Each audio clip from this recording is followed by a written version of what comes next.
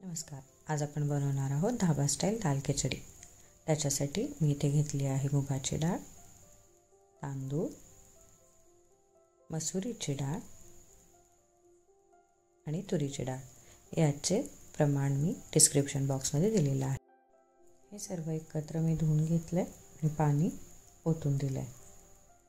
आता फोडणीसाठी मी घेतला बारीक चिरलेला कांदा, बारीक चिरलेला टोमॅटो, गरम मसाला पावडर, लाल तिखट पावडर, जिरं, मीठ, आलं लसूण मिरचीची पेस्ट, हळद, लाल मिरच्या आणि बारीक चिरलेला लसूण हे तडक्यासाठी. आता मी मध्यम आचेवर कुकर ठेवला आहे. त्यात मी तेल ओतते. तुम्ही तूपही वापरू शकता. तेल चांगलं गरम झालं की यात मी जिरं टाकते. जिरं तडतडलं की यात मी थोडासा कांदा टाकते. थोडा आपण नंतर फोडणीसाठी शिल्लक ठेवणार आहे. कांदा 2 ते 3 मिनिट मी चांगला परतून घेणार आहे. कांदा भाजला की त्याचा रंग बदलतो. तुम्ही बघू शकता कांदा भाजलेला आहे. आता त्यात मी डाळ आणि तांदूळ घालते.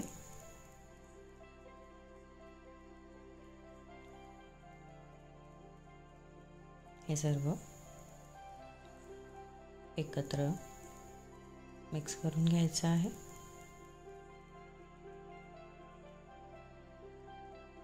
हे चांगलं एकजीव झालं पाहिजे. तेलात चांगलं भाजलं गेलं की खिचडी आपली खमंग होते. भाजून झाल्यावरती यात आलं लसूण मिरची पेस्ट घातली मी. हळद घालायची. चांगलं मिक्स करून घ्यायचं आहे.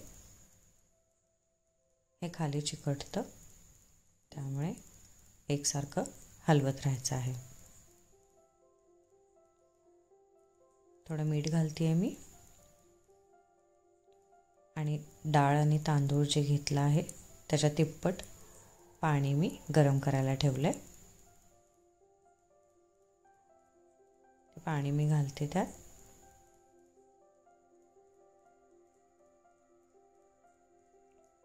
हे सर्व एकजीव करून घ्यायचं आहे. चांगलं मिक्स करून घेतलं की कुकरला झाकण लावून 3 शिट्ट्या होऊन द्यायच्या आहेत. मोठा गॅस करते. तोपर्यंत आपण कांदा टोमॅटो भाजून घेऊयात. मी पातेलं घेतलं आहे. त्याच्यात तेल घातलं. थोडासा गॅस मोठा करून तेल चांगलं तापलं की त्यात मी कांदा घालते.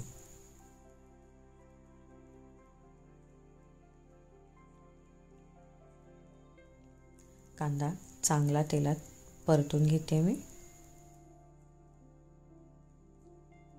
तुम्ही बघू शकता आपला कुकर पण बंद केलेला आहे मी.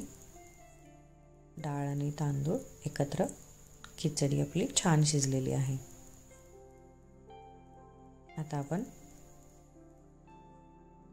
फोडणीकडे वळूयात. कांदा चांगला भाजून झालेला आहे. त्यात मी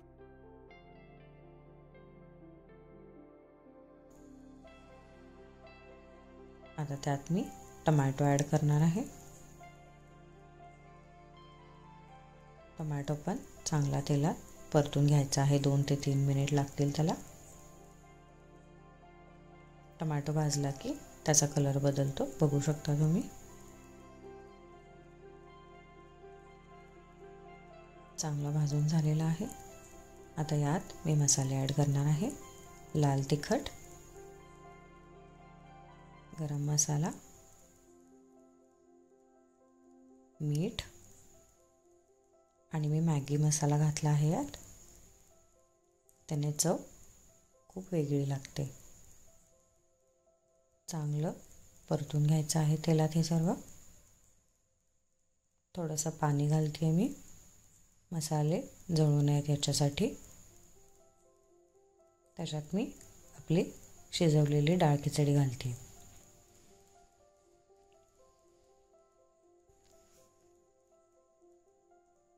बघत बघत तुम्ही पाणी ॲड करू शकता. तुम्हाला जशी हवी आहे तशी तुम्ही कन्सिस्टन्सी ॲडजस्ट करू शकता.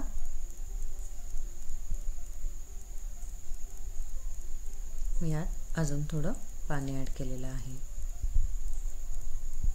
म्हणजे अशी छान रबरबीत होते आपली डाळ खिचडी. बघू शकता तुम्ही किती छान कन्सिस्टन्सी झालेली आहे.